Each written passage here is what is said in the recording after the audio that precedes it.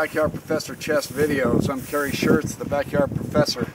It's a windy morning this morning. I'm up here at Kep's Crossing.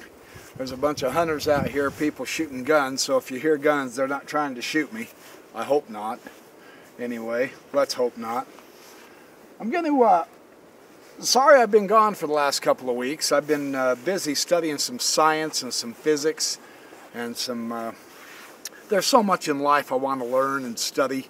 Religion and history, philosophy, science, astronomy, cosmology. I've just read a couple of great books. Lawrence Klaus's book on cosmology, A Universe from Nothing. Fantastically interesting read. Victor J. Stenger and various other different scientists and particle scientists on quantum physics. I've been studying books on quantum physics. And I'm actually going through a book of physics right now that's a delight. Very interesting. But in the meantime, I'm still kind of looking at some chess games as I have time and I can.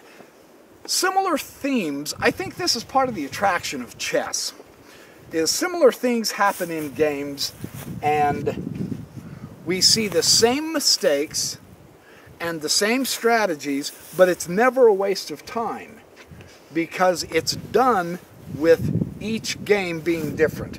No two chess games are exactly alike.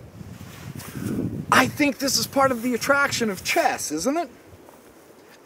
We've got a center. This is a game played by Tarrasch and Mises in Berlin in 1916. Very interesting, powerful kingside attack that I wanted to share with you to show you how this works. I'm right by the crossing. Hey neighbor, how you doing? Anyway, they're going to look down and see this nut job playing chess out here in the beautiful country and by Kep's Crossing on Willow Creek, and they're going to wonder, what is his problem? My problem is I love life. I love to be up in the mountains and read my books, study science and philosophy and religion and chess. I love this stuff. Pawn takes the pawn.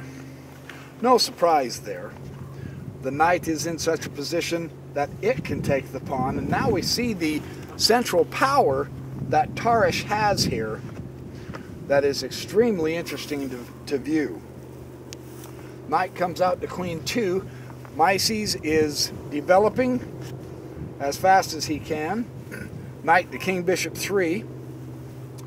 And knight comes out here to king bishop 3 also. And now Tarrasch maintains the control of the center. Again, a theme in every game.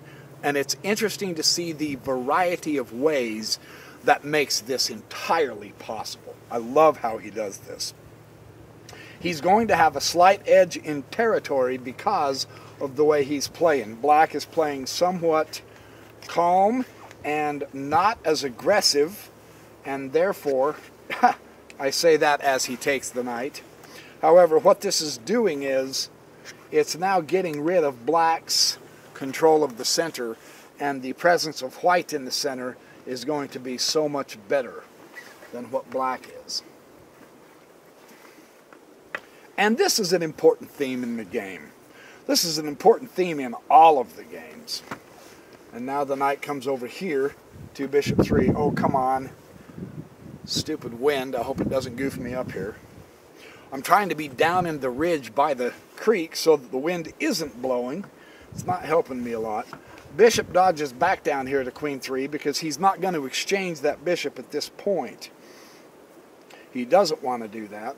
And now pawn comes up to queen knight 3, and now knight comes up here to king 5. You can see, because this central pawn is gone now, granted it gives Black an open file, but now by posting his knight here, that knight cannot be taken away for the next few moves. It's a powerful presence in a strong post because he's got the pawn to support him. So this is great playing chess on how to dominate the center. Again, another illustration.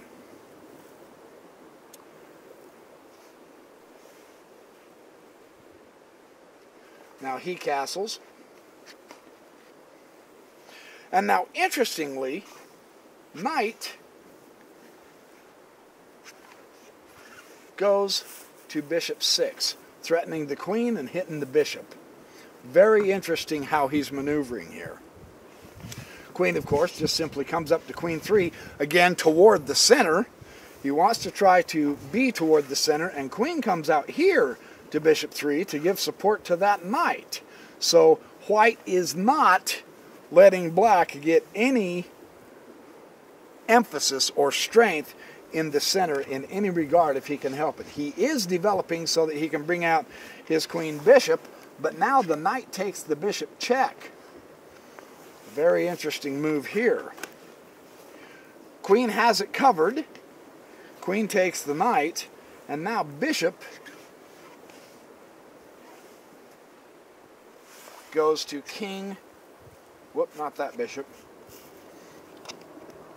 Bishop goes to king knight 5. What this is going to do, queen rook comes over here to bishop 1.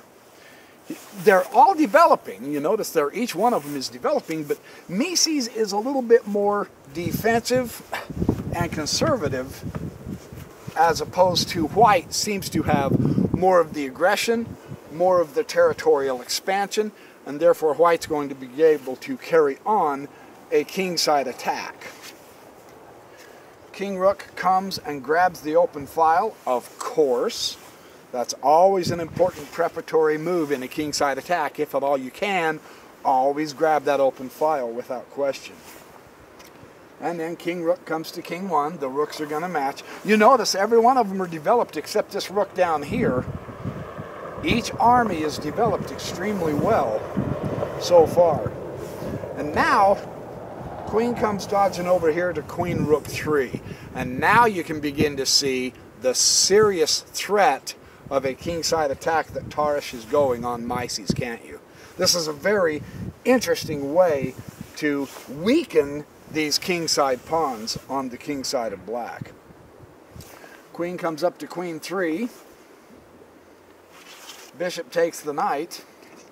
You see how he's going to pry the kingside attack open with an exchange of the minor pieces. This is always an excellent way to do this. We have the rook here on the file, the bishop coming up here to h7, the queen hitting h7, and the bishop here on g7.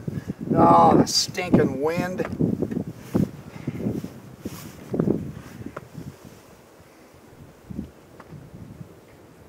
Now, of course, the pawn has to take the bishop.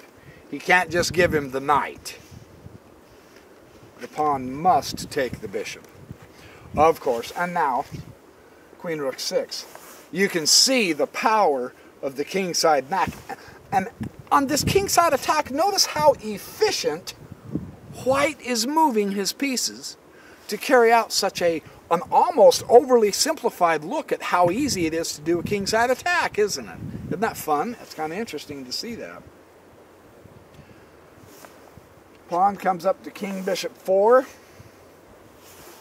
Rook goes to king 3, of course. Queen takes the pawn. Now, it is a centralizing move.